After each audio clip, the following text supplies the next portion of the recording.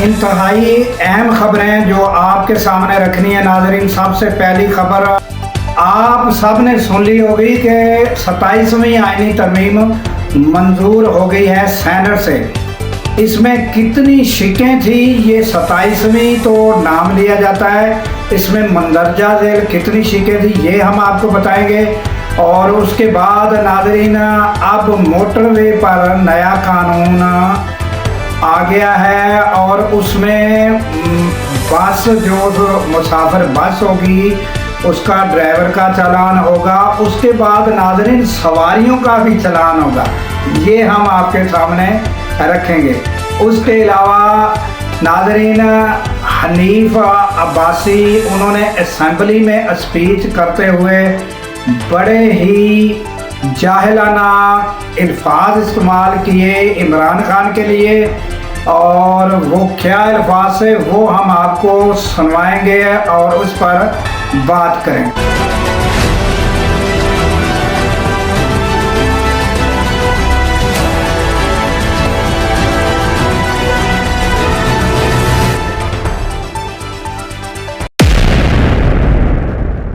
السلام علیکم، میں ہوں عبدالغفار۔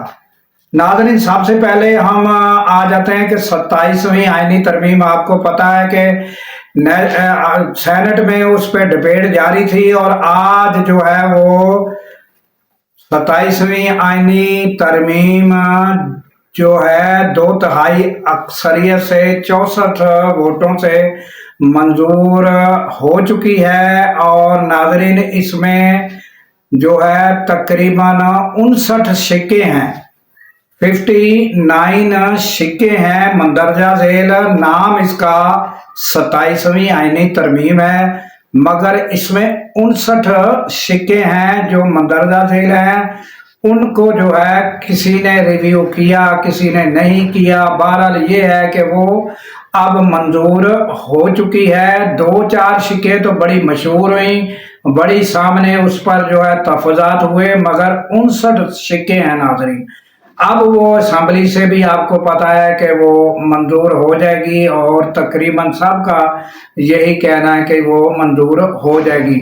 تو اس میں ایک پی ٹی آئی کے جو تھے انہوں نے بھی ووٹ جو ہے کیا ہے، اور ایک احمد خان ہے انہوں نے بھی ووٹ دیا ہے۔ تو یہ ناظرین جو ہے وہ سینٹ سے منظور ہو گئی۔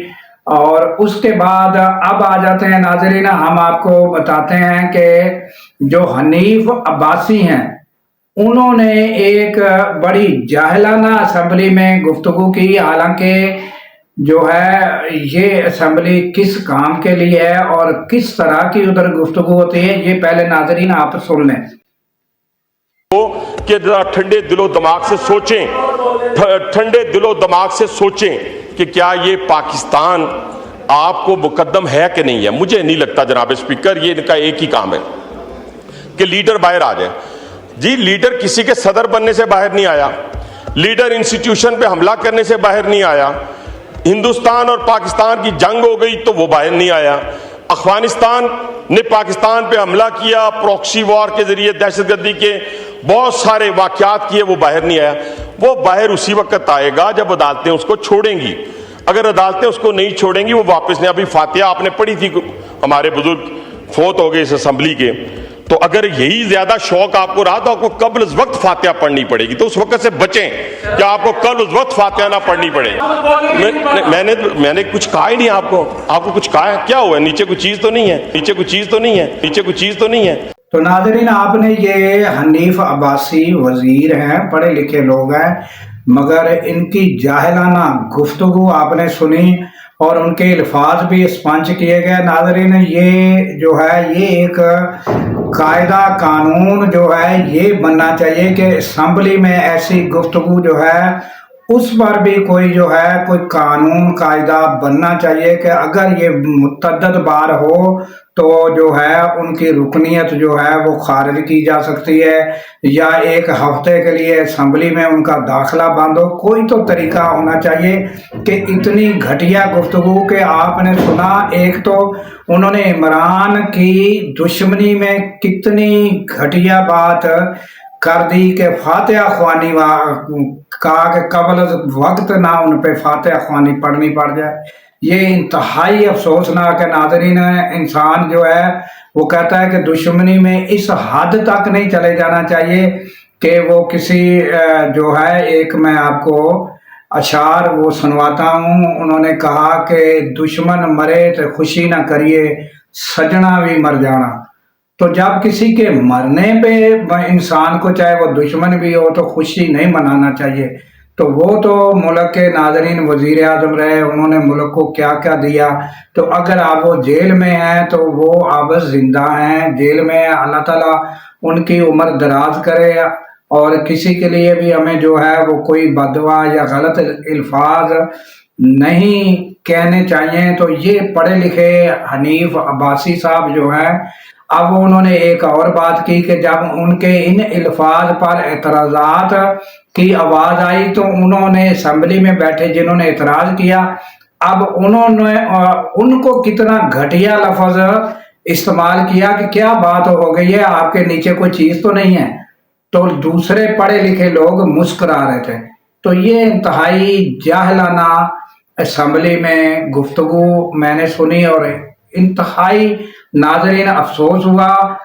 वो चाहे किसी भी पार्टी का कोई बंदा हो, चाहे कोई पीटीआई का हो, चाहे कोई नून लीग का हो, चाहे कोई पीपल्स पार्टी का हो, मगर इस अंदाज से घटिया गुफ्तगू किसी को भी नहीं करनी चाहिए।